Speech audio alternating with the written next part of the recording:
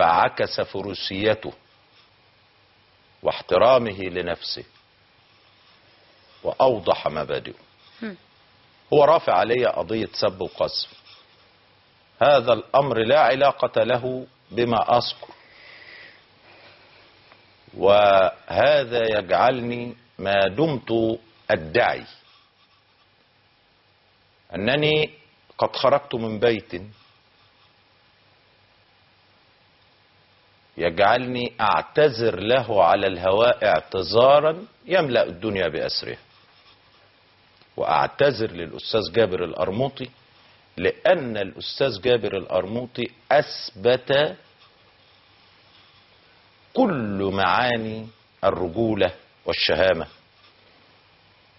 وضرب مثلا في هذا الأمر مكررا اعتذاري له، بالرغم من أنني لم أخطئ في حق، لأنني قد هاجمت فيلم رد قلبي ولم أهاجمه هو، وإنما هاجمت الفيلم وهاجمت استخدام الفيلم، لأن هذا الفيلم للأسف الشديد كان من الأفلام التي زورت تاريخ مصر.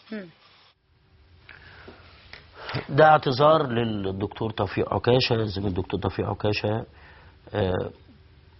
واحنا ناس مش صغيرة، يعني هنفضل زي ما بقول لحضرتك تاني ما بحبش المشاكل. فاثر هذا الاعتذار وعفى الله عما سلف، وانا مش بتاع مشاكل اصلا، لكن لما بيحصل فيه ان اسرتك زوجتك واولادك او اسرتك ابوك وامك وعائلتك يعني بيخشوا في هذا الاطار، هذا امر صعب ان نتغاضى عنه.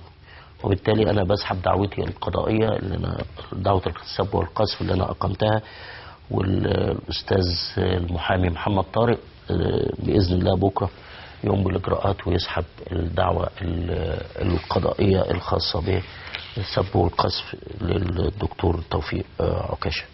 تاني انا مش بتاع مشاكل خالص، ولا بحب ان انا ارفع دعوه قضائيه على حد ولا بتاع، بس لما حضرتك تشتمني او تنتقدني او لاخره ده ممكن اتغاضى عنه.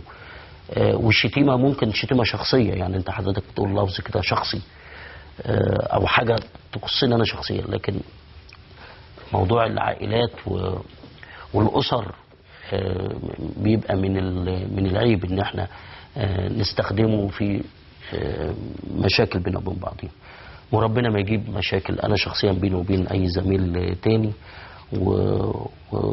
ويقدرنا ان احنا كله كده يتجمع سواء المعارض او المؤيد ان احنا نحافظ على الدولة. انا بتكلم على الدولة، مش بتكلم على شخص بعينه، على الدولة كلها. ف تاني بأقرر ان انا سحبت دعوتي القضائية بتهمة سب والقذف للدكتور توفيق عكاشة، وعفى الله عما سلف. قبل ما اسافر كنت انا عملت مجموعة حوارات